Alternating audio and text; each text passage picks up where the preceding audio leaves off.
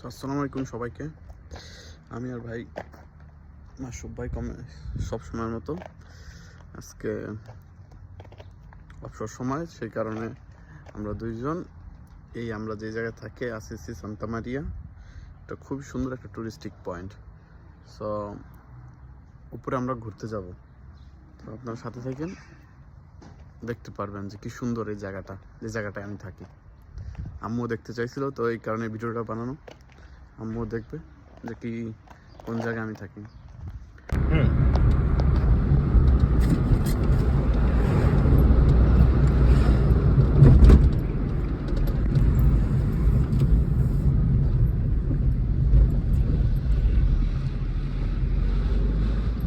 আমরা ভাবছি প্রথমে 1 মিনিট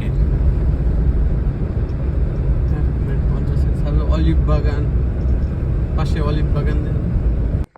এইখানে গাড়ি রাইখা যাইতেছি। এটা হলো একটা মিউজিয়ামের সামনে। এটা হলো একটা গির্জার পাশের মিউজিয়াম। এটা জাদুঘর। এটা বন্ধ, কারণ আমরা এখন সন্ধ্যা 7টা বাজে এক সময় আসছি। এগুলা 5টার দিক দিয়ে বন্ধ হয়ে যায় মিউজিয়াম। এই নানান ধরনের জিনিস, দোকানপাট আরও দেরি করে বন্ধ হয়, বাট মিউজিয়াম আর স্কুল এসব জিনিস প্রথমে বন্ধ হয়ে যায়। এখন এটা উঠা সামনে সুন্দর জিনিস আছে। এটা এখন পাহাড় বেয়ে উঠতে হইতেছে। হ্যাঁ, সামনে খুব সুন্দর ভিউ আছে। আমরা বিল্ডিং গুলো আসছে, তাই না? সুন্দর বিল্ডিং। এই দেখেন, সুন্দর বাড়ি আছে। ওইখান থেকে কিন্তু ওই পাশে পাহাড় দেখা যাইতেছে। কি পাহাড় আর পাহাড়। এই ক্যামেরাটা ততটা একটা ভালো না, যে জন্য ভালো ভিউ আসতেছে। গির্জার সামনের পার্ট, সামনে গেলে পুরোটা স্পষ্ট দেখা যাবে। এটা হলো স্কুল এলিমেন্টারি, মানে বাচ্চাদের স্কুল, প্রাইমারি। এই পাহাড়ের এই উপরে প্রাইমারি স্কুল। এটা দেখলে মনে হয় না যে মানুষ এই জায়গায় বসবাস করে, কিন্তু সবাই বসবাস করে, যে গাড়ি না ওঠানামা করে। একটা বিল্ডিংও খালি নেই। আর এইসব বিল্ডিংয়ের দাম আকাশচুম্বী, 2-3 কোটি টাকা করে।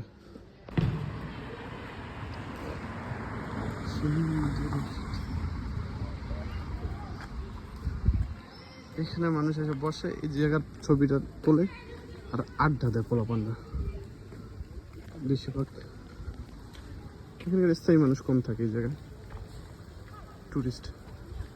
আর এই থেকে পাশের দিকে তাকাইলে এই কিছু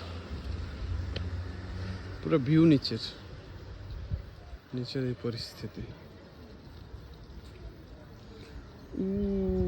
ওই সামনের যে বিল্ডিংটা দেখা যাইতেছে না বড়, ওইখানে আমাদের বাসা, এতটুকু পাশে।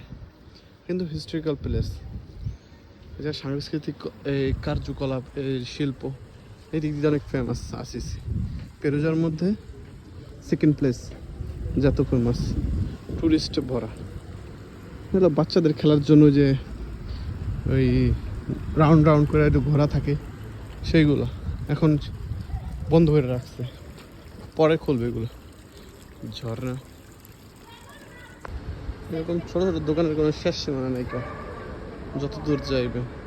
এদের মধ্যে আবার বাঙালিদের দোকানও আছে অনেক। দেখছি সব হাতের শিল্প, গুলালি, কাঠের তরোয়াল, এইটা অস্থির কাঠের বন্দুক।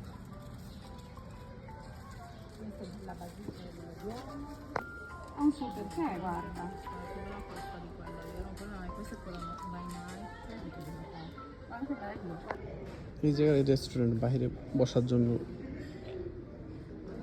কিভাবে সিস্টেম করা, মানে সে একটা ভিউ পর ডিনারের জন্য। বাংলাদেশে মিষ্টি খাবারের অবস্থা, কেক এই দেশে ট্র্যাডিশনাল। ওই ভাই লোক সামলান যায় না এগুলো দেখতে, কাছের থেকে জাস্ট এগুলো সব তরতা, কেক, পেস্ট্রিজ। দেখছেন পরিস্থিতি, কাজু বাদাম, পিস্তা বাদাম সব দিয়ে ভরপুর।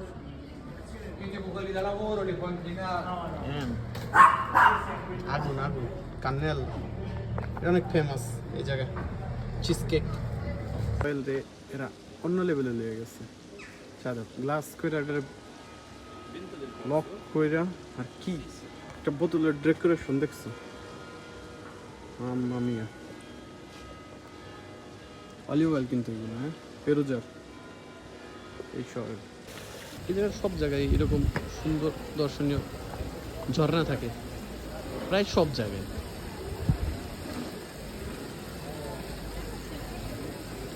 রেডিওলেটর সেন্টার মেন সেন্টার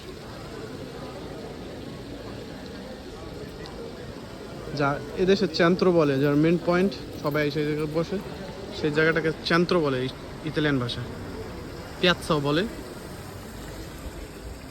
ও ম্যান এই আমার ফোনের ভিউদের দেখা যাইতেছে না কিন্তু এই জায়গা থেকে লাস্ট একেবারে ওই পাশের পাহাড় দেখা যাইতেছে আমার ফোনের ক্যামেরাটা অতটা স্ট্রং না সেই কারণে এটা দেখা যাইতেছে না বাট অসাধারণ ভিউ একটা ভাই এই দেখেন হয়তো বা হালকা হালকা দেখা যাইতেছে জুম করি একটু হালকা ওইখানে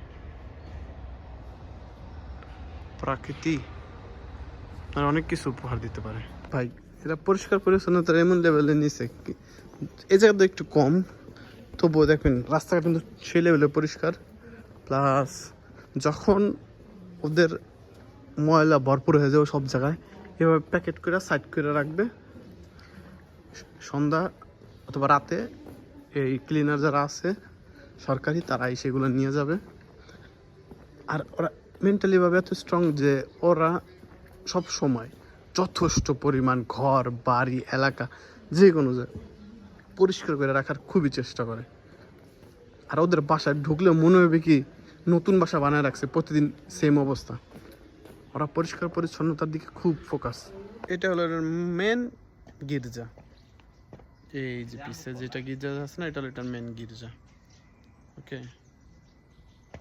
এই জায়গায় স্টুডেন্ট আসে এই গির্জার ভিতরে যে কারুকার্য আছে সেগুলা অনেক সুন্দর মার্বেল পাথরের সম্পূর্ণ করা আমি একবার ঢুকছিলাম বাট যেহেতু আমি মুসলমান আমার ঢুকতে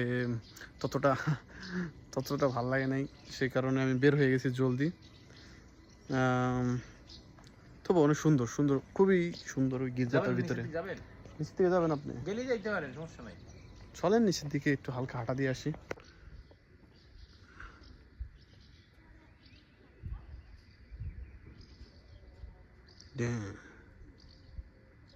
আগে লাইফে কোনোদিন একটা ছবি তুললাম না এখন বের হইলে 200-300 ছবি তো তোলা হইতেই আছে আর এত কষ্ট করে যে উঠলাম মানে এত নামলাম যে এত কষ্ট হইলাম উঠবো কিভাবে এটা উঠতে উঠতে তো মনে করেন লাইফ শেষ হয়ে যাবে